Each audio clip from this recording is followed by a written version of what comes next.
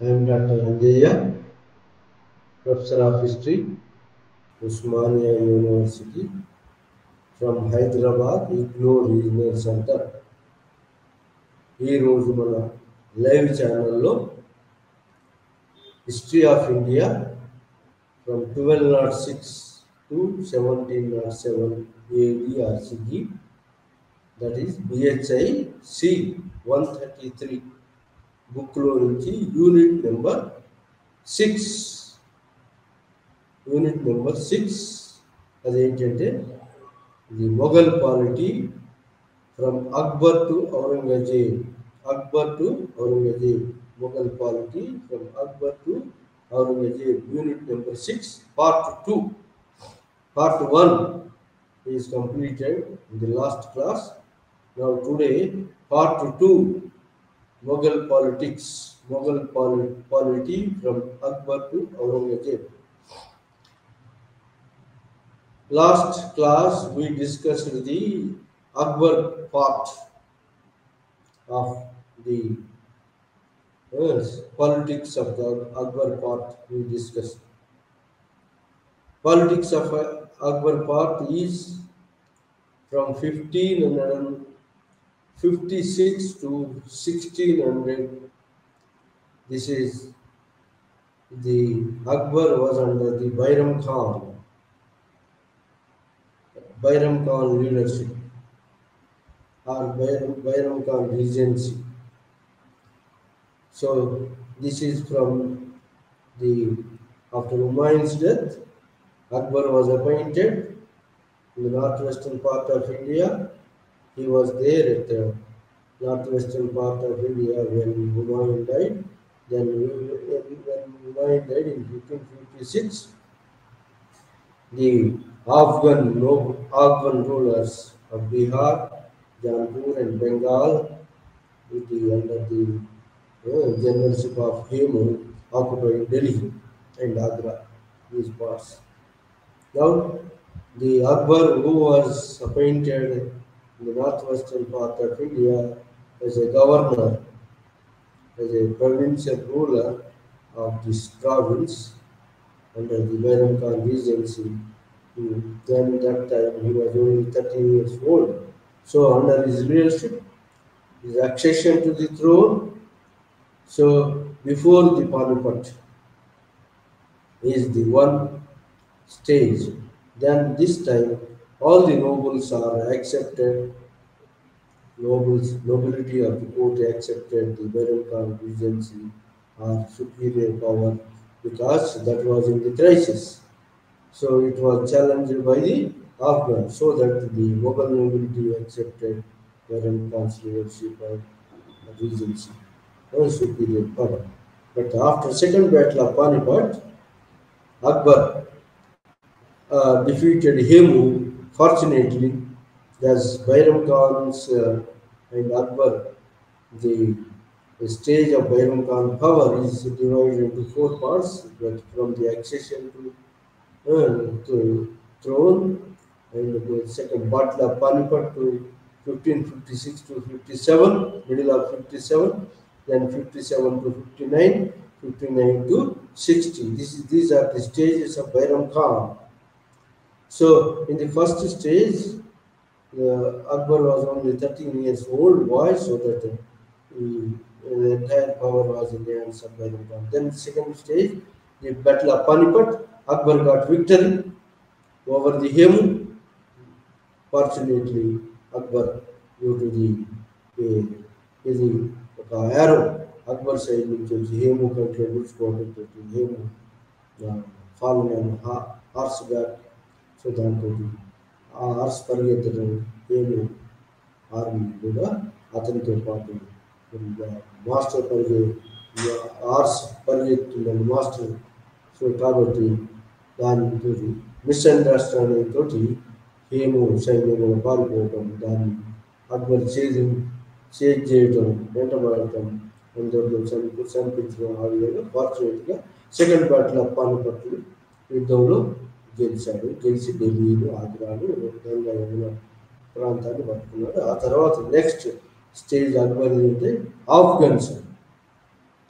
ఆఫ్ఘన్స్ను ఓడించాడు. ఆ తర్వాత సెంట్రల్ ఇండియా, నార్త్ ఇండియాలో ఉన్నటువంటి యొక్క ఇది గ్వాలియర్, మరి జాన్పూర్, ఈ అవి మాట్లాడుతున్న రాజపుత్స్ నార్త్ ఇండియా, మరి సెంట్రల్ ఇండియా రాజపుత్స్ పాలసీ, రాజపుత్స్ తోటి కన్సిలియేటరీ పాలసీ లేదా మిత్రత్వం పాలసీలతో అందరు రాజపుత్రులు ఎక్సెప్ట్ మేవార్ రూలర్ తప్ప మిగతా అందరినీ అతను ఆధీనంలో తీసుకొచ్చుకున్నాడు. అతని యొక్క సత్సంబంధాలు, మ్యారేజ్ అలయన్సెస్, డిప్లొమాటిక్ రిలేషన్స్, వాళ్ళు మన్సబ్దారుగా, మరి సుబేదారుగా అపాయింట్ చేసి అందరి రాజపుత్రుల సహకారంతో మరి ఆ విధంగా రాజపుత్రులు. సో ఈ విధంగా Bairam Khan, the second stage of Bairam Khan పీరియడ్లో ఈ నోబుల్స్ అంతా, నోబిలిటీ అంత వ్యతిరేకించి మరి బైరం 1560లో బైరం ఖాన్కు అక్బర్ డిస్మిస్ చేశాడు. ఆ విధంగా ఇండిపెండెంట్ పరిపాలన మొదలుపెట్టాడు. ఆ విధంగా అక్బర్ 1556 to 1605 దాకా పరిపాలించాడు. దాదాపు 50 ఏళ్ల పరిపాలన అక్బర్. మరి అక్బర్ రాజపుత్ పాలసీ, నార్త్ ఇండియాని, సెంట్రల్ ఇండియాని గెలుచుకున్న తర్వాత సెంట్రల్ ఇండియాలో ఉన్నటువంటి ఒక ఏది ఈ సెంట్రల్ ఇండియాలో ఉన్నటువంటి రాజపుత్స్ పాలసీస్ తోటి రాజపుత్రులు తన ఫేవరెటిజం తీసుకొచ్చుకున్నాడు. దాని తర్వాత మరి వెస్ట్రన్ ఇండియాలో ఉన్నటువంటి గుజరాత్ను పట్టుకున్నాడు. గుజరాత్ను తన ఆధీనంలో తీసుకున్నాడు. మాల్వాను పట్టుకున్నాడు. మాల్వాన్ తన ఆధీనంలో తీసుకొచ్చుకున్నాడు. ఈస్ట్లో ఉన్నటువంటి యొక్క ఆఫ్ఘన్స్ను ఓడించాడు. బీహార్, బెంగాల్, జాన్పూర్ పట్టుకున్నాడు. తర్వాత గోండ్వాను పట్టుకున్నాడు. ఆ తర్వాత ఒరిస్సాను పట్టుకున్నాడు. ఆ తర్వాత నార్త్ వెస్టర్న్ పార్ట్ ఆఫ్ ఇండియాలో ఉన్నటువంటి కాబూల్ను, కాందహార్ను కూడా జయించాడు అక్బర్. ఆ విధంగా north western part of Multan, Kabul, Kandahar, Sindhu ఏరియాను కూడా తన ఆధీనంలో తీసుకొచ్చుకున్నాడు. ఆ తర్వాత అతని అటెన్షన్ లాస్ట్ డికేడ్లో మరి సౌత్ ఇండియా వైపు మళ్ళింది. సౌత్ ఇండియాలో ఉన్నటువంటి యొక్క ఈ యొక్క అహ్మద్ నగర్ మీద ఖాందేశ్. సో అహ్మద్ నగర్ ఎందుకంటే ఇక్కడ ఉన్నటువంటి ఈ ఎంపరర్కి వ్యతిరేకంగా ఉన్న వాళ్ళందరూ పోయి సౌత్ ఇండియాలో ఏది షెల్టర్ తీసుకొని ఉండటం తోటి సౌత్ ఇండియా వాళ్ళు మరి మొఘల్ నొబిలిటీకి, మొఘల్ అధికారానికి ఒప్పుకోకపోవడంతో అక్బర్ ఎన్నో మిషనరీస్ పంపాడు మొఘల్ అథారిటీని ఒప్పుకోవాలని. ఏది ఈ ఖాందేశ్కు, బరాన్పూర్కు, లేదా అహ్మద్నగర్కు, బీజాపూర్కు, గోల్కొండకు, మరి అదేవిధంగా మరి ఈ విధంగా అందరికి పంపితే దాంట్లో మరి ఖాందేశ్ వాడు కొంత వీల్డ్ అయినాడు. కానీ అహ్మద్నగర్ వాడు, అహ్మద్నగర్ చాంద్ బేబీ యాక్సెప్ట్ చేయకపోవడంతో అక్బర్ గురించి మనం చదువుతున్నాం. తర్వాత Akbar and Deccan states. Akbar and Deccan states. Akbar policy towards the Deccan అహ్మద్నగర్ను ఓడించాడు. చాంద్ బేబీని ఓడించి అహ్మద్నగర్ ప్రాంతాలను, బెరార్ను, ఖాందేశ్ను, అసీర్గర్ను, మరి అహ్మద్నగర్ ప్రాంతాన్ని మరి మొత్తాన్ని కొంత పాటు చాంద్ బేబీ ఓడించి పట్టుకున్నాడు. కానీ ఇది మాలిక్ అంబర్ పీరియడ్లో మళ్ళీ అక్బర్ ఖాన్ నుంచి బయట వెళ్ళిపోయింది. సో దాంతో మరి వెళ్ళిపోయి మళ్ళీ ఛాలెంజ్ చేయడం మొదలుపెట్టింది. ఆ విధంగా మరి అక్బర్ సంపాదించిన అసీర్గర్, ఖాందేశ్, బెరార్ను మళ్ళీ అహ్మద్నగర్ వాళ్ళు మరి మాలిక్ అంబర్ ఆధ్వర్యంలో మళ్ళా ఛాలెంజ్ చేయడం జరిగింది. మళ్ళీ దాన్ని మరి అక్బర్ తర్వాత వచ్చినటువంటి యొక్క రూలర్ జహాంగీర్ పీరియడ్లో మరి ఇది మళ్ళీ అహ్మద్నగర్ను మళ్ళీ ఆక్రమించుకోవడం జరిగింది. ఇంకా జహాంగీర్ పీరియడ్లో వచ్చినటువంటి మేవార్ ప్రాంతం అక్బర్కు లొంగిపోలేదు. కానీ జహాంగీర్ పీరియడ్లో మేవార్ ప్రాంతం అక్బర్కు లొంగిపోయింది. అంటే అక్బరు పర్సనల్ అటెండెన్స్ కావాలి. కానీ మేవార్ రాజు రాణా సంగ్రామ్ సింగ్ పర్సనల్ అటెండెన్స్ పెట్టుకోలేదు. దాంతో మేవార్ కానీ జహాంగీర్ పర్సనల్ అటెండెన్స్ లేకుండా సావర్కర్ని ఒప్పుకుంటే చాలు సొంతంగా పరిపాలించుకోవచ్చు, అధికారం ఇస్తానని అన్నాడు. దాంతో అతని కొడుకును పంపాడు. కొడుకును అతని మన్సబ్దారుగా జట్ సవా మన్సబ్దారు 5,000 సైన్యానికి అధిపతి చేయడం కాకుండా ప్రాణ సంగ్రామం. ఆ విధంగా మేవార్ ప్రాంతం జహాంగీర్ కాలంలో వచ్చింది. అదేవిధంగా జహాంగీర్ కాలంలో మరి దక్కన్ను ఆక్రమించే ప్రయత్నాలు చేశాడు. కానీ జహాంగీర్ కాలంలో అది జహాంగీర్ కాలం అంటే 1605 నుంచి 1628 దాకా జహాంగీర్ అండ్ నూర్జహాన్, జహాంగీర్ అండ్ నూర్జహాన్. జహాంగీర్ సలీం అంటారు, సలీం. సో ఆ సలీం అనేటువంటి సలీం అనార్కలి జహాంగీర్ మరి ఈ యొక్క నూర్జహాన్ ప్రేమలో పడటం, దాన్ని ఒప్పుకోకపోవడం. సో ఇది సో సలీం. సో జహాంగీర్ కాలంలో కూడా అహ్మద్ నగర్ వశం కాలేదు. కానీ షాజహాన్ పీరియడ్లో మరి దక్కన్లో ఉన్న అహ్మద్ నగర్ కంప్లీట్గా వశం చేసుకొని అహ్మద్ నగర్ పార్ట్స్ను 2గా డివైడ్ చేశాడు. ఎవరు? షాజహాన్ 2గా డివైడ్ చేసి బీజాపూర్తో సంధి చేసుకొని బీజాపూర్ భీమా రివర్కు ఉత్తరంగా ఉన్నదంతా కూడా మరి మొఘల్లాల్ మరియు భీమా రివర్కు దక్షిణంగా ఉన్న ప్రాంతాన్ని బీజాపూర్కు ఒప్పచెప్పి బీజాపూర్తో సంధి చేసుకున్నాడు. ఆ విధంగా బీజాపూర్ కూడా మొఘల్ సావర్కి ఒప్పుకున్నది. 1636లో షాజహాన్ పీరియడ్లో బీజాపూర్ మొఘల్ సావర్కి ఒప్పుకున్నది, మొఘల్ సార్వభౌమత్వాన్ని. అదే విధంగా మరి కుతుబ్ షాహీస్ కూడా మొఘల్ సావర్కి ఒప్పుకొని మరి 2 లక్షల మరి ఔన్స్ను ఇస్తానని ఒప్పుకున్న పర్యాయం. అదేవిధంగా అహ్మద్ నగర్ కూడా 20 లక్షలు ఎట్ ఏ టైం కాంట్రిబ్యూషన్ ఇస్తానని ఒప్పుకున్నది. ఆ విధంగా మొఘల్ సావర్ని ఒప్పుకున్నారు. షాజహాన్ 1636 సంధి ప్రకారంగా మొఘల్ సావర్ని ఒప్పుకొని ఏది ఈ బీజాపూర్ అజిల్ షాహీస్ మరి బీజాపూర్ ఒప్పుకొని 20 లక్షల కప్పం కడతానని చెప్పి అది ఒప్పుకోవటం జరిగింది. ఆ విధంగా మరి మొఘళ్ళు షాజహాన్ పీరియడ్లో బీజాపూర్ లొంగిపోయింది. ఆ తర్వాత షాజహాన్ పీరియడ్లో 1636లో మరి గోల్కొండ కూడా లొంగిపోయింది. సో గోల్కొండ కూడా సార్వభౌమత్వం అంగీకరిస్తూ ఆ యొక్క కుతుబ్బాలో ఏది ప్రేయర్లో ఇరాన్ రూలర్ను ఖలీఫాను బదులుగా మొఘల్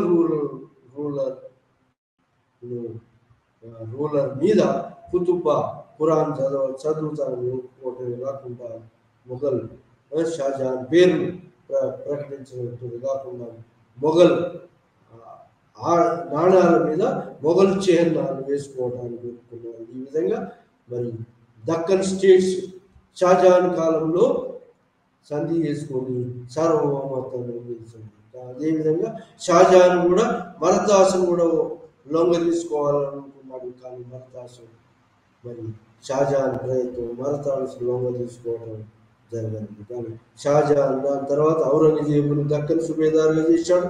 ఔరంగజేబు మరి దక్కన్ సుబేదారుగా మరతాసును బీజాపూర్ను మరి గోల్కొండను ఈ రెండింటిని మరి ఏది అహ్మద్ టెరిటరీస్ను బీజాపూర్కి ఇవ్వకుండానే కొన్ని ఇచ్చాడు. ఎవరు? షాజహాన్. కానీ ఇప్పుడు మొత్తం ఇవ్వకుండానే వాళ్ళ మీద ఆధిపత్యం సంపాదించాలని దండయాత్ర చేశాడు బీజాపూర్ మీద గోల్కొండ మీద. సో ఆ విధంగా బీజాపూర్ మీద గోల్కొండ మీద దండయాత్ర చేసినప్పుడు షాజహాన్ ఏం చేసినాడంటే ఈ షాజహాన్ మొత్తం ఈ బీజాపూర్ ఆక్రమించాలన్నాడు. లేకపోతే కానీ ఈ మొఘల్ ఇది ఈ షాజహాన్ యొక్క పెద్ద కుమారుడు యొక్క ఇన్వాల్వ్మెంట్ తోటి ఔరంగజేబు దండయాత్ర మరి ఇది బీజాపూర్ మీద ఆగిపోయి సంధి చేసుకోవడం 1656లో సంధి చేసుకున్నాడు. ఆ విధంగా మరి అహ్మద్ నగర్ ప్రాంతాలన్నీ తన ఆధీనంలో తీసుకొచ్చుకున్నాడు. ఎవరు? ఔరంగజేబు. అదేవిధంగా గోల్కొండ సుల్తాన్లో రామ్గిర్ అనే ప్రాంతాన్ని కూడా పట్టుకున్నాడు. గోల్కొండ సుల్తాన్ కూడా పెద్ద మొత్తంలో కప్పం కడతానని సార్వభౌమత్వాన్ని ఒప్పుకున్నాడు. సార్వభౌమత్వాన్ని అంగీకరిస్తూ ఉన్నారు గోల్కొండ సుల్తాన్. ఆ విధంగా ఔరంగజేబ్ 1556లో మరి మర్దాస్ మీద కూడా ఔరంగజేబ్ పట్టు సాధించాలనుకున్నాడు, కానీ సాధించలేకపోయినాడు. కానీ ఆ తర్వాత ఔరంగజేబ్ మరి సక్సెసివ్ వారసుడి నార్త్ ఇండియాకు పోయినాడు.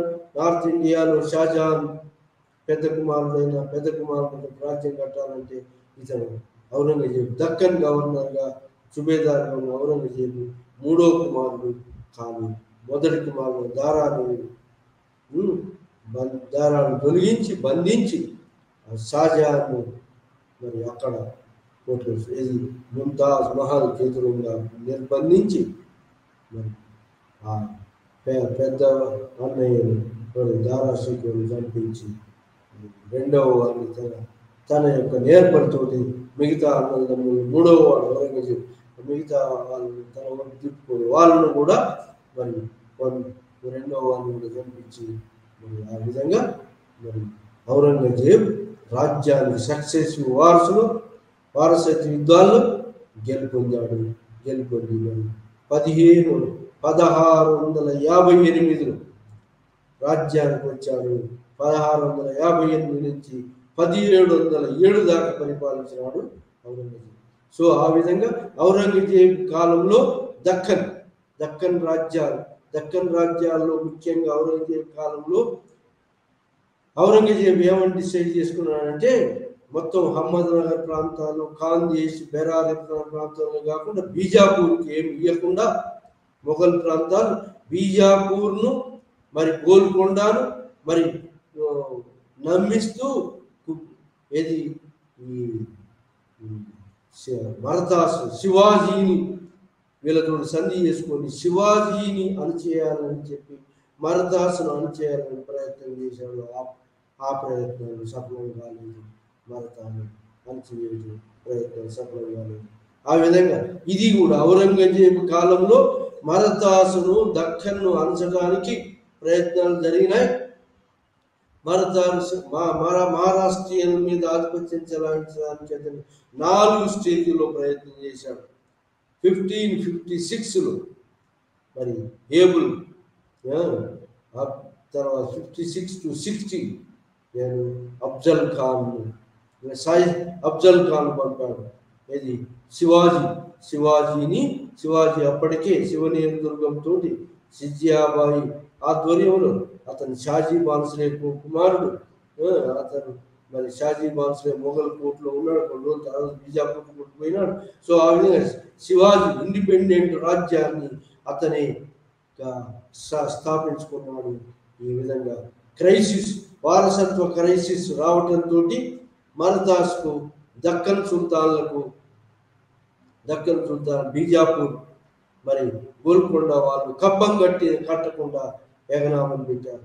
సో ఆ విధంగా మరి మొఘల్ సక్సెసివ్ వార్స్లో నెగ్గినటువంటి ఔరంగజేబ్ మరి అతని యొక్క దక్కన్ పాలసీని మళ్ళీ అమలు చేయడానికి అఫ్జల్ ఖాన్ పంపాడు. మొట్టమొదటిగా బీజాపూర్ తోటి మరి గోల్కొండ తోటి సఖ్యంగా ఉంటూ మరదాసును అణచివేయాలని ప్రయత్నం చేశాడు. 1656 నుంచి 60 దాకా ఒక స్టేజ్, 60 నుంచి 66 దాకా ఒక స్టేజ్, రెండవ స్టేజ్.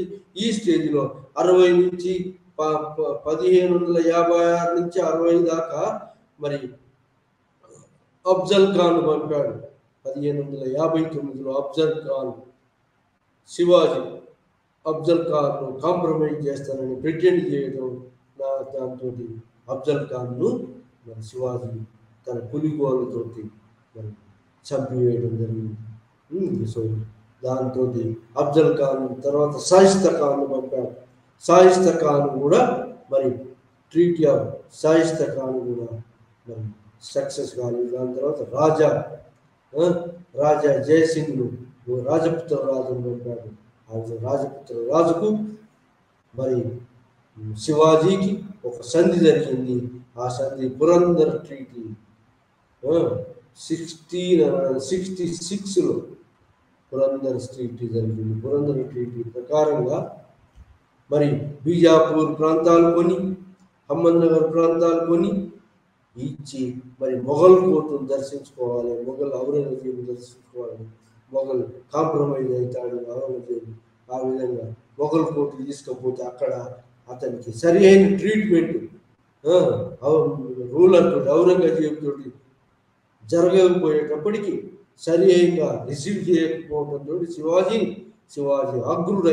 ఉగ్రుడై కోపించడంతో శివాజీని బంధించి కారాగారం వేయించాడు ఔరంగజేబు. సో ఆ విధంగా ఔరంగజేబు బందీఖానలో బంధించబడినటువంటి శివాజీ మారువేషంలో వ్యాపారి పళ్ళ బుట్టలు తీసుకొని రావటం, అతని పళ్ళు కావాలనటం. సో ఆ విధంగా ఆ పళ్ళమ్మే వాళ్ళు వేషధారులను తప్పించుకొని పోవటం జరిగింది. ఆ విధంగా తప్పించుకోపోయినటువంటి శివాజీ మరి మళ్ళీ తిరిగి ఆ 1666లో తిరిగి తన మొఘల్ ప్రాంతాలన్నింటినీ మరి ఈ కొంకన్ ప్రాంతాలన్నింటినీ తన ఆధీనంలో తీసుకొచ్చుకొని 1674లో ఛత్రపతి శివాజీ మహారాజ్ అని ఇండిపెండెంట్ స్వతంత్రాన్ని ప్రకటించుకొని అష్టప్రధానతో పరిపాలన చేయడం జరిగింది. ఆ విధంగా ఔరంగజేబు ప్రయత్నాలు, మరదాసును అణచివేసే ప్రయత్నాలు సఫలం కాలేదు. 2వ స్టేజ్, 3వ స్టేజ్లో కూడా మరి ఇతను దక్కన్ రాజ్యాలను మరి బీజాపూర్ను మరి గోల్కొండను మిత్రతతోటి మరదాసును అణచివేయాలని ప్రయత్నం చేశాడు. దాంతో మరదాసును మరి ఛత్రపతి శివాజీ మరి 1680లో మరణించాడు. 74 నుంచి 80 దాకా ఛత్రపతి శివాజీ ఇండిపెండెంట్ పరిపాలన చేసిన 80లో ఛత్రపతి శివాజీ లొంగిపోలేదు. ఆ విధంగా బీజాపూర్ ప్రాంతాలు మరి మొఘల్ ప్రాంతాలను అన్నిటినీ తన ఆధీనంలోకి తీసుకొచ్చుకున్నాడు ఎవరు? ఛత్రపతి శివాజీ. ఆ విధంగా తిరుగులేని పరిపాలన 80 దాకా చేశాడు. ఛత్రపతి శివాజీ పోయిన తర్వాత శివాజీ తన రాజ్యాన్ని 2 భాగాలుగా చేశాడు. ఒకటి ఎల్డర్ సన్ శంభాజీకి ఒక భాగము, మరి శంభాజీకి ఒక భాగం, తర్వాత మరి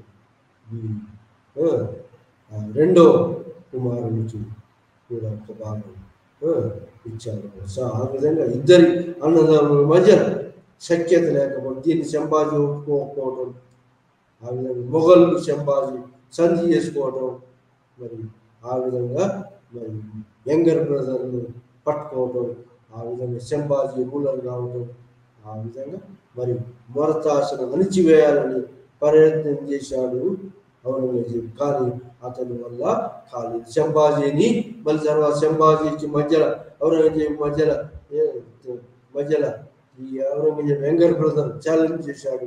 దాంతో శంభాజీని మరి బందికాలను ఉంచాడు. అణచివేయటం, ఔరంగజేబు వీళ్ళని అణచివేయటం జరగలేదు. ఎందుకంటే వాళ్ళు గెరిల్లా వారు మొదలుపెట్టారు. ఆ గెరిల్లా వారిలో మరదాసును అణచివేయడానికి వీలు కాలేదు. ఎందుకంటే ముఖ్యంగా ఈ బీజాపూర్ స్టేటు, కుతుబ్షాహీ స్టేట్ కూడా మరదాసు సహాయం చేస్తుందని చెప్పి గమనించాడు ఔరంగజేబు.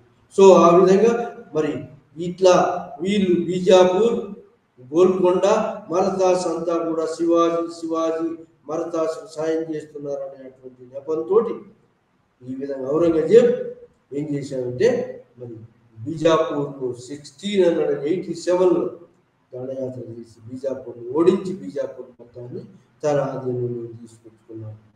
ఆ తర్వాత 1687లో మరి అక్కడ మాదనలో ఉన్నటువంటి వాళ్ళను చంపించడం జరిగింది.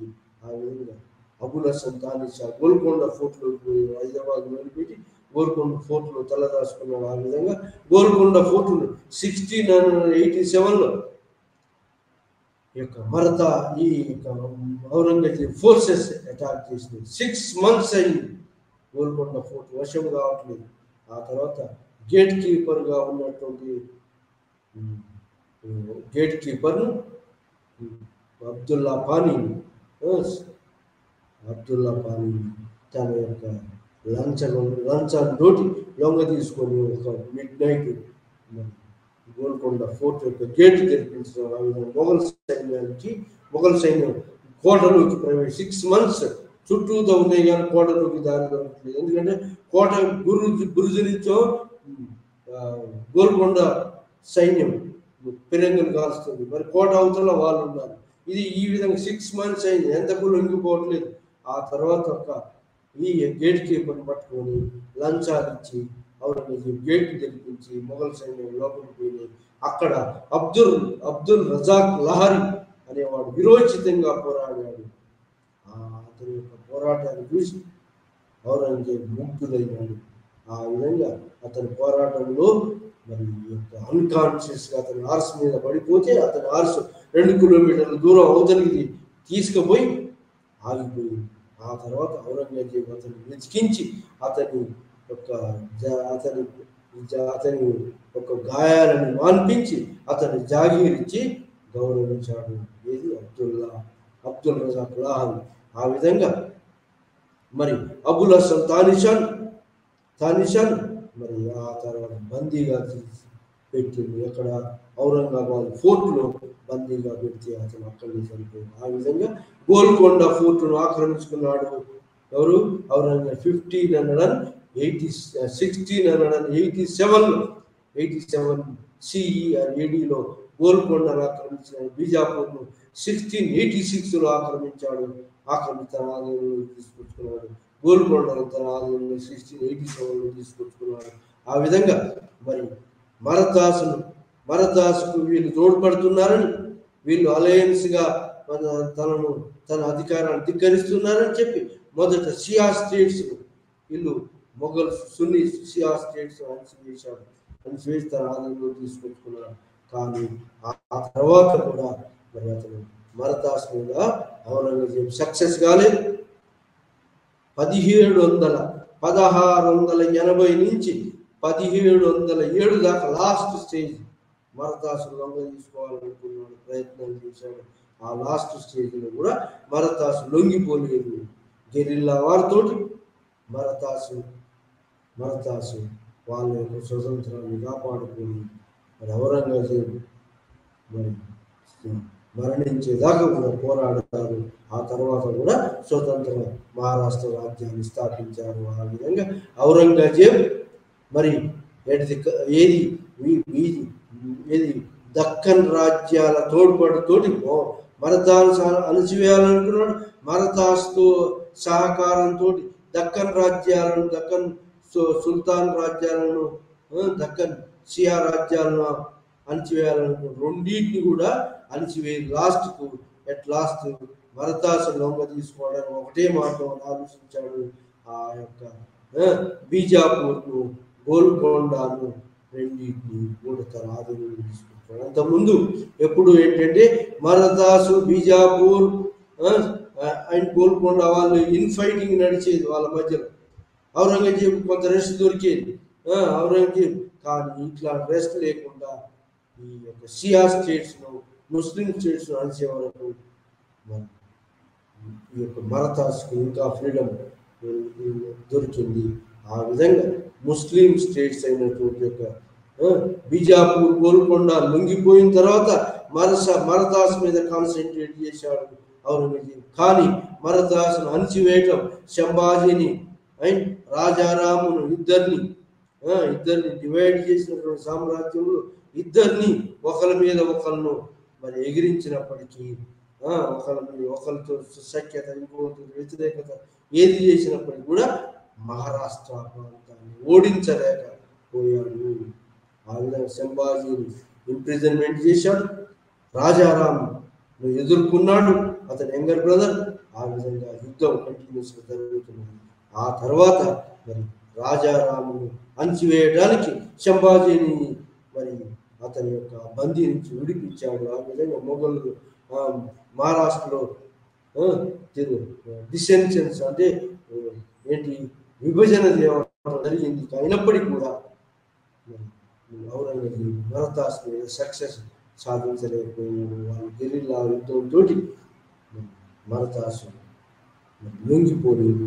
ఆ విధంగా మరదాసు మహారాష్ట్ర ఔరంగజేబు వార్ కంటిన్యూస్గా అతని ఎండ్ అయిపోయింది. ఆ విధంగా మొత్తం మరి నార్త్ ఇండియాలో తిరుగుబాట్లు అణచిన తర్వాత, మరి నార్త్ వెస్టర్న్ పార్ట్ ఆఫ్ ఇండియాలో కూడా తిరుగుబాట్లు అణిచివేసిన తర్వాత ఔరంగజేబు మొత్తం కూడా దక్కన్కి వచ్చాడు.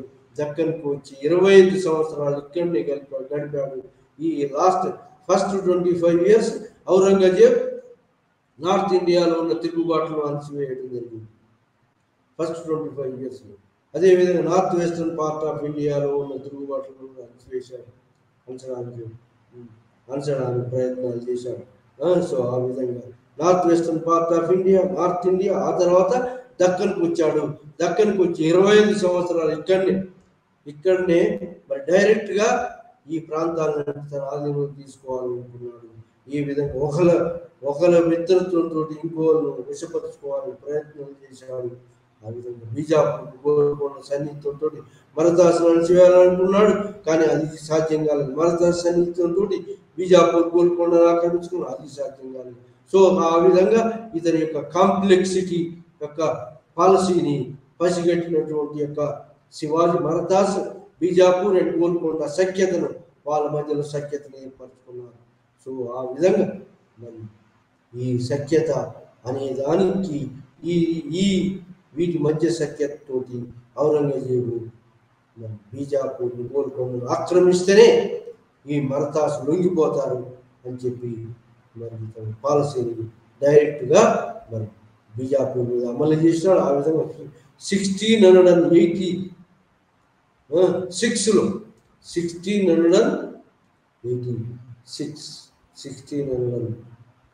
1686లో మరి బీజాపూర్ మీద దండయాత్ర చేసి బీజాపూర్ని ఆక్రమించారు.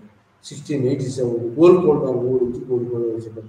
ఆ తర్వాత ఎంటైర్ అతని యొక్క బలాన్నంతా మరదాసు అణచివేయడానికి ప్రయత్నం చేశారు. ఎంతో మంది కొత్త గవర్నర్లు జమీందారులు జాగీర్దారులను మహారాష్ట్ర ఏరియాలో అపాయింట్ చేశాడు ఎవరు, ఈ యొక్క ఔరంగజేబు. సో దాంతో కొత్త గవర్నర్లు జాగీర్దారులు జమీందారులకు వ్యతిరేకంగా మరతా పిజెంట్స్ తిరుగుబాటు చేశారు, మరతా జమీందార్స్ తిరుగుబాటు చేశారు. సో ఆ విధంగా జమీందారీ క్రైసిస్, జాగీర్దారీ క్రైసిస్, మరి peasants revolts in the Maharashtra area, ఆ విధంగా మాస్ రివోల్ట్స్ జరిగినాయి. ఆ విధంగా ఔరంగజేబు వ్యతిరేకంగా ఔరంగజేబు మరి దక్కన్ మన్సబ్దారులను అపాయింట్ చేయడం, దక్కన్ జాగీర్దారు అపాయింట్ చేయడం. సో ఈ విధంగా న్యూ జమీందార్స్ జాగీర్దార్ సిస్టానికి వ్యతిరేకంగా మహారాష్ట్ర ఏరియాలో మహారాష్ట్ర సర్దార్స్, మరి దేశ్ముఖులు, దేశపాండేయులు అనేటువంటి రిచ్ పిజెంట్స్ అంత తిరుగుబాటు చేశారు. ఆ విధంగా రివోల్ట్స్ తోటి మరి గెరిల్లా వార్స్ మొదలైనవి. ఆ విధంగా ఔరంగజేబు ఈ మహారాష్ట్ర ప్రాంతాన్ని పట్టుకోలేకపోయాడు. ఆ విధంగా ఔరంగజేబు మహారాష్ట్ర ప్రాంతాన్ని పట్టుకోవటం విఫలమైనాడు. ఆ విధంగా 1707 అతను మరణించే నాటికి బీజాపూర్ గోల్కొండను మాత్రం తన ఆధీనంలో తీసుకొచ్చుకున్నాడు. మహారాష్ట్ర ప్రాంతం గెరిల్లా వారు మొదలుపెట్టినాయి. ఆ విధంగా రాజారాం, మరి తారాబాయి, ఆ తర్వాత గెరిల్లా వారు ఒక ప్రాంతం ఆక్రమించే వరకు ఇంకో ప్రాంతాన్ని ఆక్రమిస్తున్నారు మరదాసు. సో ఆ విధంగా గెరిల్లా యుద్ధ నైపుణ్యంతో మహారాష్ట్రలో మొఘల్ సైన్యాన్ని ఎంతో తిప్పలు పెట్టారు. మొఘల్ సైన్యం ఒక గుడారంలా వెళ్ళేది, కానీ మహారాష్ట్ర సైన్యం స్ట్రెయిన్డ్ ఆర్మీ, మరి మహారాష్ట్ర సిద్ధ సైన్యం మరి అకస్మాత్తుగా దాడులు తీసి తప్పించుకొని పోవటం జరిగింది. సో ఈ విధంగా గెరిల్లా యుద్ధంలో ఔరంగజేబు గెలుపొందలేకపోయి మహారాష్ట్రాలను అణిచివేయలేకపోయాడు. ఆ విధంగా మహారాష్ట్రాలు రోజు రోజుకు స్ట్రెంథన్ అయి పీష్వా ఆధ్వర్యంలో మహారాష్ట్ర చీఫ్స్ అందరూ ఏకమై పీష్వా ప్రధానమంత్రి ఆధ్వర్యంలో బాలాజీ విశ్వనాథ్ ఆధ్వర్యంలో మరి మొఘల్ అధికారాన్ని మహారాష్ట్ర ఏరియాలో లేకుండా చేశారు. ఆ విధంగా మహారాష్ట్ర సామ్రాజ్యం ఇండిపెండెంట్ సామ్రాజ్యం, మరి ఏది పీష్వా ఆధ్వర్యంలో ఇండిపెండెంట్ సామ్రాజ్యం, ఇండిపెండెంట్ రాజ్యం అవతరించింది. ఆ విధంగా ఔరంగజేబ్ మహారాష్ట్రను అణచివేయలేకపోయాడు. ఆ విధంగా మహారాష్ట్రను Mughal policy towards Marathas, Mughal polity towards Deccan state అంతమైనవి, కానీ మరతాసును లొంగించలేకపోయినారు ఎవరు? ఈ యొక్క మొఘల్ రాజ్యం ఎన్ని ప్రయత్నాలు చేసినా మొఘల్ రాజ్యం మహారాష్ట్రను తన ఆధీనంలోకి రాలేకపోయింది. వాళ్ళ యొక్క గెరిల్లా యుద్ధ నేర్పడతారంతో ఇంకోటి ఈ జాగీర్దారి జమీందారీ crisis, peasants revolts, mass level revolts, guerrilla యుద్ధం, మాస్ లెవెల్ రిపోర్ట్స్ తోటి మరి మహారాష్ట్రలో ఉన్నటువంటి మాసెస్ అంతా కూడా వాళ్ళకు తిరుగుబాటుదారు సహకరించడంతో మహారాష్ట్ర ఏరియాను ఔరంగజేబు ఆక్రమించలేక 1707లో దాన్ని ఇతను ఇక్కడే చనిపోయినాడు. ఇతని యొక్క మసూలియంను ఔరంగాబాద్లో అతని బిల్డ్ చేసుకున్నాడు. అతని మసూలియం అతనే కాకుండా మరి అతని యొక్క భార్య ఒక జ్ఞాపకార్థం తాజ్ మహల్ లాంటి యొక్క కట్టడాన్ని కట్టాలనుకున్నాడు ఔరంగాబాద్లో, కానీ అదంతా సక్సెస్ కాలేదు. మరి ఆ మోడల్లో అతని ప్రయత్నం, తాజ్ మహల్ లాంటి మోడల్లో అతని యొక్క వైఫ్ యొక్క జ్ఞాపకార్థం కట్టాలనుకున్నటువంటి కట్టడం కూడా ఔరంగాబాద్లో ఉన్నది. ఈ విధంగా ఔరంగజేబ్ ఫెయిల్యూర్ అయినాడు మరదాసులో, కానీ బీజాపూర్ని కోలుకోవడానికి మాత్రం తన ఆధీనంలోకి తీసుకొచ్చుకున్నాడు. ఆ విధంగా దక్కన్ ప్రాంతం మొఘల్ సుబేదారులోకి ఒక సుబేదారులో కలిసిపోయింది, కానీ మహారాష్ట్రను మాత్రం లొంగిపోయింది. ఇది ఔరంగజేబ్ కాలం. మరి ఔరంగజేబ్ తర్వాత మరి ఈ రాజ్యం ఔరంగజేబ్ మొఘల్స్ మరి north western part of India, north western part పశ్చిమ వాయువ్య ప్రాంతంలో మొఘల్స్ కాబూల్, కాందహార్, లాహోర్, ముల్తాన్ ఈ ప్రాంతాలను తమ ఆధీనంలో ఉంచుకోవాలని చెప్పి తమ ఆధీనంలో ఉంచుకున్నారు. బాబర్, హుమాయూన్ మరి కాబూల్ను మరి పంజాబ్ను తన ఆధీనంలో ఉంచుకున్నారు. కాందహార్ను కూడా తమ ఆధీనంలో తీసుకొచ్చుకున్నాడు హుమాయూన్.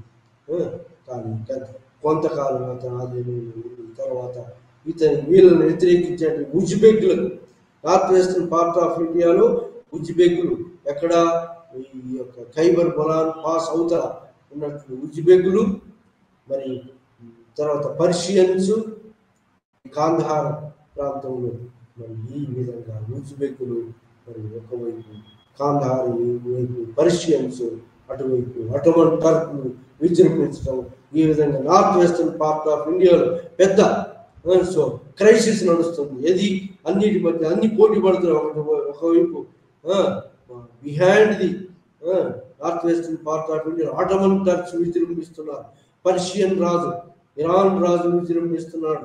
ఆ విధంగా విజిబెగ్స్ ఉన్నారు ఇది నార్త్ వెస్టర్న్ పార్ట్ ఆఫ్ ఇండియాలో, ఇది కాబూల్, కాందహార్ అవుతుంది. ఆ విధంగా ఉజ్బెగ్లకు మరి మరి మన మొఘల్స్కు మరి ఈ వివిధ స్టేజీల్లో north western part of India గురించి కొట్లాట, north western part of India మీద కోసం కొట్లాట జరిగింది. ఆ కొట్లాట ఎప్పుడు మొదలైందంటే బాబర్, హుమాయూన్ కాలంలో మొదలైంది, కానీ అది పెద్ద కాన్సన్ట్రేట్ చేసింది. దాని తర్వాత అక్బర్ కాలంలో ఇతను కాన్సన్ట్రేట్ చేసినాడు. ఉజ్బెక్లతోటి యుద్ధం, ఉజ్బెక్ల బహదూర్ ఖాన్ అనేవాడు రాజ్యానికి వచ్చి మొఘల్తో సంధి చేసుకున్నాడు.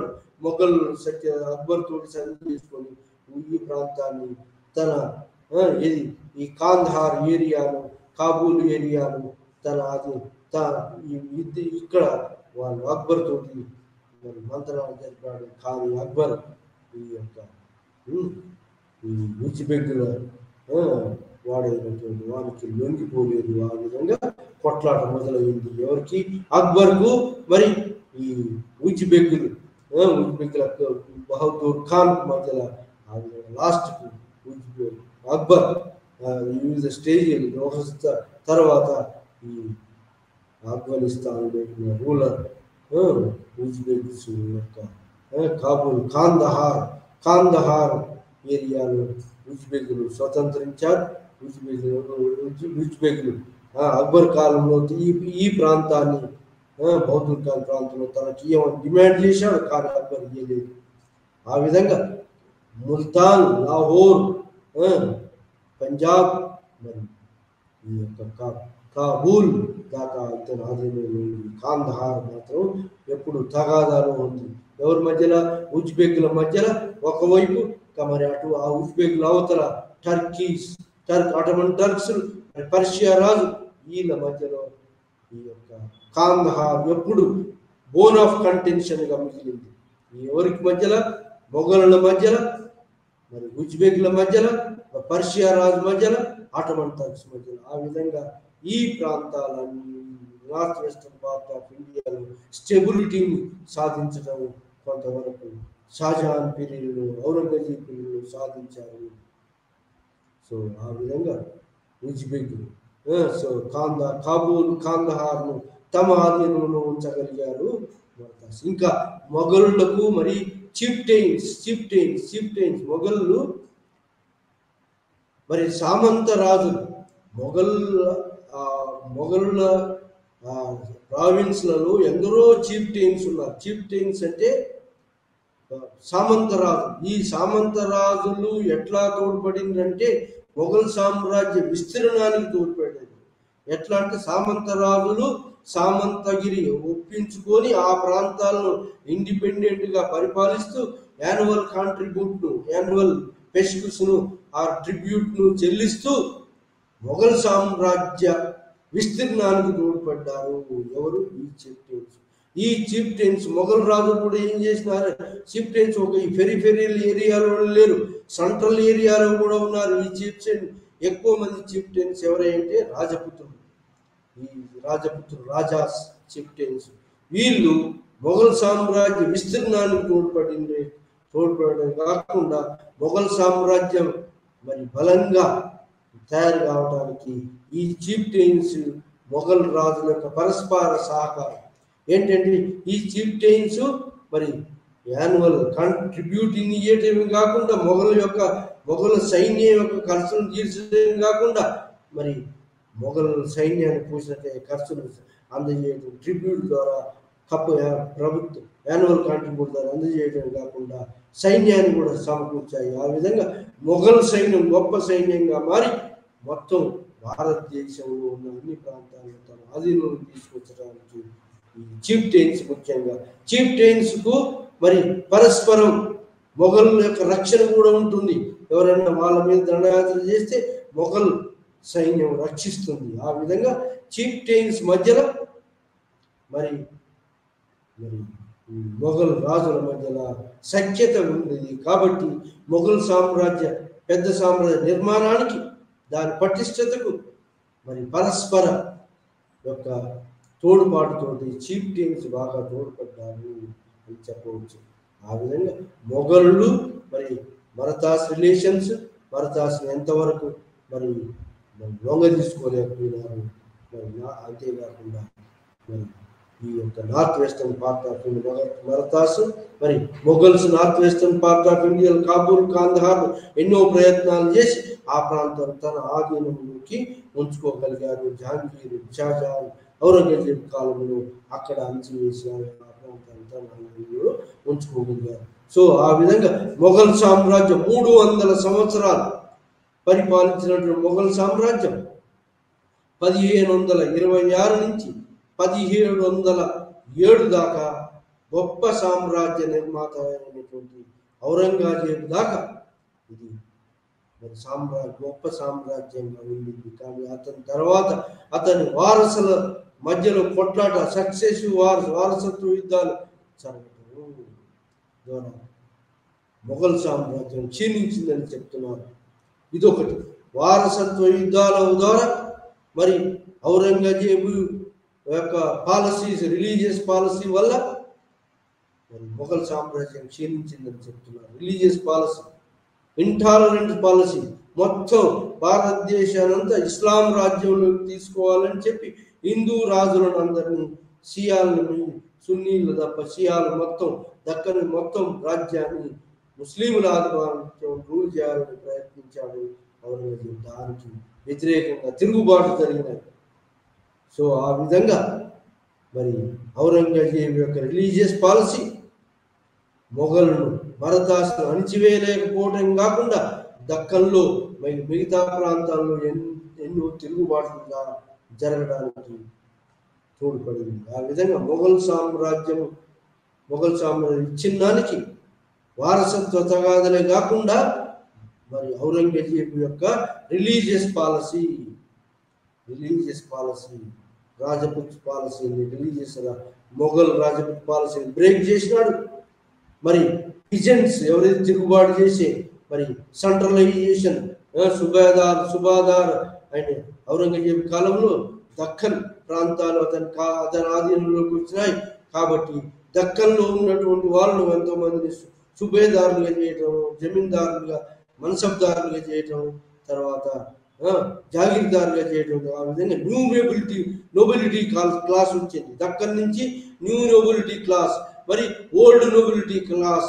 ఆ విధంగా మరదాసును అణిచివేశాడు. ఆ విధంగా దక్కన్లో న్యూ నోబిలిటీకి ఓల్డ్ నోబిలిటీకి మధ్యలో తగాద మొదలైంది.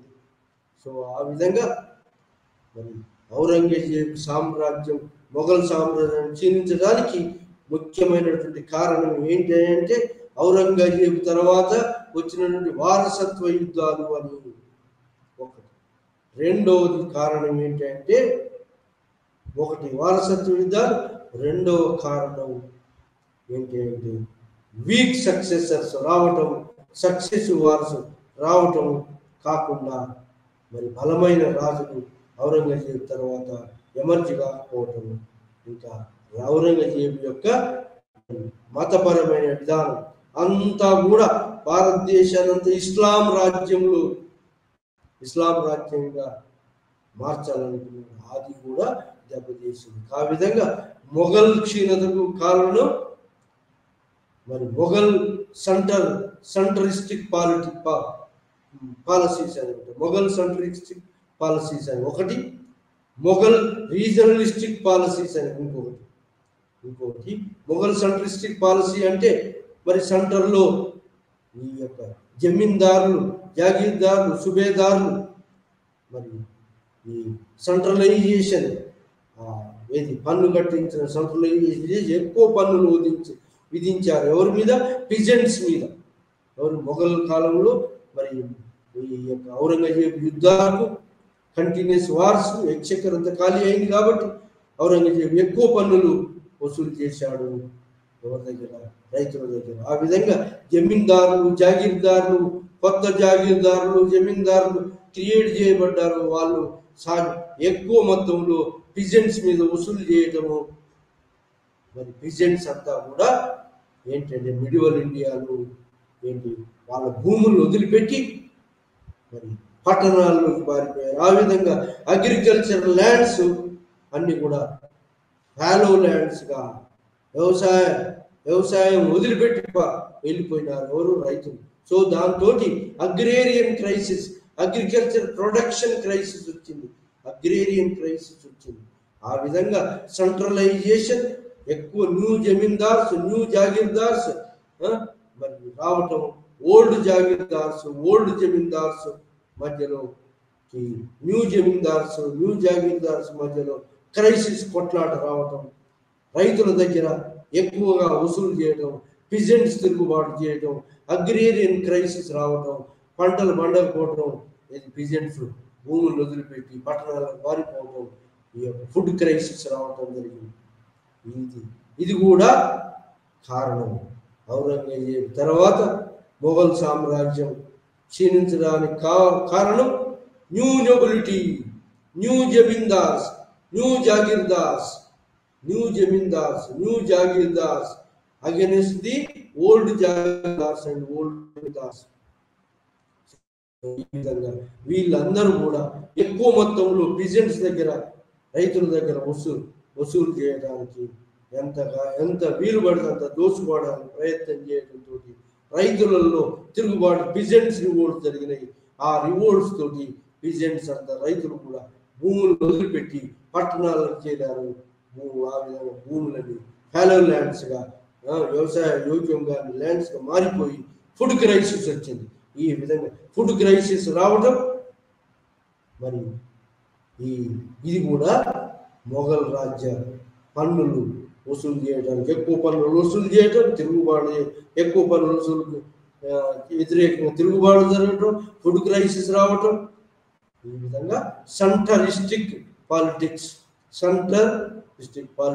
వ్యతిరేకంగా సెంట్రలైజేషన్ చేయాలనుకుంటే అది రూరలైజేషన్, రీజనలైజేషన్ పాలిటిక్స్ దారి చేసే రీజనల్ సెంట్రిక్ పాలిటిక్స్. అంటే రీజన్స్ ఎంత డిఫరెంట్ రీజన్స్ వచ్చినాయి. మొఘల్ సార్వభౌమత్వంలోకి, మొఘల్ సామ్రాజ్యంలోకి డిఫరెంట్ రీజన్స్ వచ్చినాయి. డిఫరెంట్ రీజన్స్ లో, డిఫరెంట్ ప్రాంతాల్లో డిఫరెంట్ పన్ను వసూలు చేసే పద్ధతులు ఉన్నాయి. ఈ పన్ను వసూలు చేసే పద్ధతులు యూనిఫామ్ గా చేయాలనుకోవడం, ఎక్కువ పన్ను వసూలు చేయడంతో పిజెంట్స్ తిరుగుబాటు చేయడంతో పిజెంట్స్ భూములు ఖాళీ చేసి మరి ఆ భూములు పంట వ్యవసాయ యోగ్యానికి పనికి రాకుండా మరి వదిలిపెట్టిపోవటం, ఆ విధంగా ఫుడ్ క్రైసిస్ రావటం, ఆ విధంగా ఓల్డ్ నొబిలిటీకి, న్యూ జమీందార్స్కు, ఓల్డ్ జమీందార్స్కు, న్యూ జాగీర్దార్స్కు, ఓల్డ్ జాగీర్దార్స్కు మధ్య క్రైసిస్ ఇన్ జాగీర్దారీ క్రైసిస్ వచ్చింది. ఆ విధంగా ఫుడ్ క్రైసిస్, మరి జమీందారీ, జాగీర్దారీ, ఓల్డ్ న్యూ నోబుల్స్ అండ్ జమీందారీ క్రైసిస్, ఈ జాగీర్దారీ క్రైసిస్, ఈ విధంగా ఫుడ్ క్రైసిస్ మరి రావటం. ఈ విధంగా మరి ఔరంగజేబ్ కాలంలో మొఘల్ సామ్రాజ్యం క్షీణతకు తోడ్పడింది. ఈ విధంగా మరి ఈ క్రైసిస్ పీరియడ్లో రీజనల్ ఏరియాలో ఉన్న నోబుల్స్కు, సెంట్రల్లో ఉన్న నోబుల్స్కు, సెంట్రిక్ పాలసీ సెంట్రల్లో ఉన్న నోబుల్స్కు, రీజనల్ నోబుల్స్కు, రీజనల్ పాలకులకు సెంట్రలైజేషన్ చేయాలనుకొని మొఘల్ అన్ని సెంట్రలైజేషన్ చేయాలనుకుంటే రీజనల్ వాళ్ళందరూ కూడా ఏకమై, పిజెంట్స్ తోటి ఏకమై, రైతులతోటి ఏకమై, రీజనల్ నోబుల్స్, రీజనల్ జగీర్దార్స్, జమీందార్స్, పిజెంట్స్, రిచ్ పిజెంట్స్ అందరూ ఏకమై రీజన్స్ అన్ని తిరుగుబాటు చేసినాయి. ఆ విధంగా మొఘల్ సెంట్రలైజేషన్ పాలిటిక్స్ సెంట్రలైజేషన్ చేయాలనుకుంటే అది దాదాపు ఏమైంది, రీజనలైజేషన్, రీజన్స్ గా విడిపోవడం మొదలుపెట్టింది. సో ఈ విధంగా మొఘల్ సెంట్రిక్ పాలసీకి వ్యతిరేకంగా రీజనల్ సెంట్రిక్ పాలిటిక్స్ వచ్చినాయి. So Mughal centric policy fail అయి రీజనల్ సెంట్రిక్ పాలసీ సక్సెస్ అయి మొఘల్ సామ్రాజ్యం క్షీణించి ఎన్నో రీజన్స్ గా మరి ఔరంగజేబ్ తర్వాత రీజనల్ స్టేట్స్ ఎమర్జ్ అయినాయి. కాబట్టి రీజనల్ పాలకులతో రీజనల్ స్టేట్స్ ఎమర్జ్ అయినాయి. మొఘల్ సామ్రాజ్యం ముక్కలైపోయి రీజనల్ స్టేట్స్ ఎమర్జ్ కావడానికి తోడ్పడింది. ఈ విధంగా సెంట్రలైజ్డ్ పాలిటిక్స్ వ్యతిరేకంగా రీజనలైజ్డ్ పాలిటిక్స్ రావడం, రీజన్స్ అన్ని తిరుగుబాటు చేసి సపరేట్ రీజన్స్గా, వివిధ రకాలైన రీజన్స్గా స్వతంత్రాన్ని పొందినాయి. ఆ విధంగా రీజనల్ పాలిటిక్స్, సెంట్రల్ పాలిటిక్స్, ఈ రెండింటి మధ్యలో కాన్ఫ్లిక్ట్, మరి అగ్రేరియన్ క్రైసిస్, ఫుడ్ క్రైసిస్, మరి పిజెంట్స్ రివోల్ట్స్, రీజనల్ నాయకులకు తోడ్పడటం, సెంటర్కు వ్యతిరేకంగా మరి తిరుగుబాట్లు, రీజనల్ పాలిటిక్స్, రీజన్స్ అని వ్యతిరేకించడం, సెంట్రల్ పాలిటిక్స్, సెంట్రలైజేషన్ వ్యతిరేకించడం, ఈ విధంగా రీజనల్ అటానమీని గుర్తించాలని రీజనల్ స్టేట్స్ ఎమర్జ్ కావడం, ఈ విధంగా మొఘల్ సామ్రాజ్యం క్షీణించడానికి కారణమైంది. రీజనల్ మరి center conflicts, regional central conflicts, new nobles or new jagirdars, new zamindars and old nobility మధ్యలో వచ్చినటువంటి క్రైసిస్, నోబిలిటీ క్రైసిస్ అండ్ ఎక్కువ పన్నులు వసూలు చేయటం. మరి ఈ విధంగా సెంట్రల్ నోబిలిటీకి వ్యతిరేకంగా రీజనల్ నోబిలిటీ అంత ఏకంగా ఉండటం, పీజన్స్ తోటి మాసెస్ ఏకంగా ఉండటం, ఈతులుగా సక్సెస్ అయ్యి మరి రీజనల్ స్టేట్స్ ఎమర్జ్ కావడానికి తోడ్పడ్డాయి. ఈ విధంగా ఔరంగజేబ్ కాలంలో మొఘల్ సామ్రాజ్యం విచ్ఛిన్నమైంది. దీనికి తోడు వీటికి తోడు సెంట్రలిస్టిక్ రీజనలిస్టిక్ పాలిటిక్స్ తోడు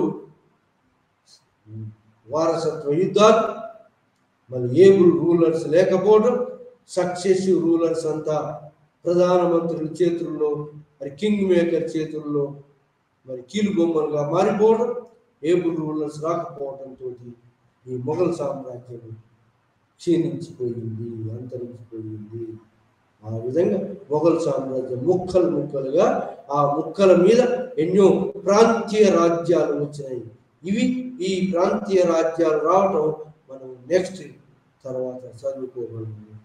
నెక్స్ట్ యూనిట్లో మన ప్రాంతీయ రాజ్యాలు ఎట్లా వచ్చినాయి, మొఘల్ సామ్రాజ్యం విచ్ఛిన్నం తర్వాత సెంట్రలైజేషన్, రీజనలైజేషన్, పాలిటిక్స్ మధ్యలో కొట్లాడ, కాన్ఫ్లిక్ట్ తోటి మరి ఈ old nobility, new nobility, new జమీందార్స్, ఓల్డ్ జమీందార్స్, న్యూ జాగీర్దార్స్, జమీందార్స్ క్రైసిస్ పాలిటీలో వచ్చిన క్రైసిస్లో ఈ యొక్క మొఘల్ సామ్రాజ్యం క్షీణించిపోయింది, అంతరించిపోయింది. రీజనల్ స్టేట్స్ ఎమర్జ్ కావడానికి తోడ్పడింది. ఈ విధంగా మొఘల్ సామ్రాజ్యము ఔరంగజేబ్ కాలంలో, ఆ వారసుల కాలం, అతని తర్వాత కాలం 1707 తర్వాత క్షీణించడం మొదలు ముక్కలు అయిపోయి రీజనల్ స్టేట్స్ వచ్చినాయి. ఆ విధంగా మనం ఈ రోజు పాఠంలో మొఘల్ పాలిటీ ఫ్రమ్ పార్ట్ 2లో మరి అక్బర్ టు ఔరంగజేబ్, అక్బర్ది ఇంతకుముందు క్లాసులో పార్ట్ 1 డిస్కస్ చేసినాం. పార్ట్ 2లో మరి అక్బర్ తర్వాత వచ్చినటువంటి యొక్క జహాంగీర్ పీరియడ్లో, అక్బర్ తర్వాత వారసులైన జహాంగీర్, షాజహాన్, ఔరంగజేబ్ కాలంలో వాళ్ళ రిలేషన్ విత్ ది మరతాస్, వాళ్ళ రిలేషన్ విత్ రాజపుత్స్ మరి జాట్ తిరుగుబాట్లు, మరి సిక్ తిరుగుబాట్లు, రిలీజియస్ పాలసీ ఆఫ్ ఔరంగజేబ్, మరి సండ్రిక్ అండ్ పిజెంట్స్ తిరుగుబాటు, జాట్ పిజెంట్స్ తిరుగుబాటు, సిక్ పిజెంట్స్ తిరుగుబాటు, సత్నామీస్ పిజెంట్స్ తిరుగుబాటు జరిగింది. సో ఈ విధంగా మరి తిరుగుబాట్లు మొదలైనవి. ఆ విధంగా మరి జహాంగీర్ తర్వాత షాజహాన్ తర్వాత ఔరంగజేబ్ కాలంలో, వీళ్ళ కాలంలో Marathas relations with the Deccan states, relations with the north western part of India, relations with the chieftains, central Mughal chieftains, వీళ్ళ ఈ పాలసీస్ అన్నీ కూడా మనం చదివి లాస్ట్కు ఔరంగజేబ్ కాలంలో మొఘల్ సామ్రాజ్యం ఏ విధంగా మరి మనం డిక్లైన్ అయింది, డిజింటిగ్రేట్ అయింది, మనం ఈ పాఠంలో మనం చర్చించగలిగాము.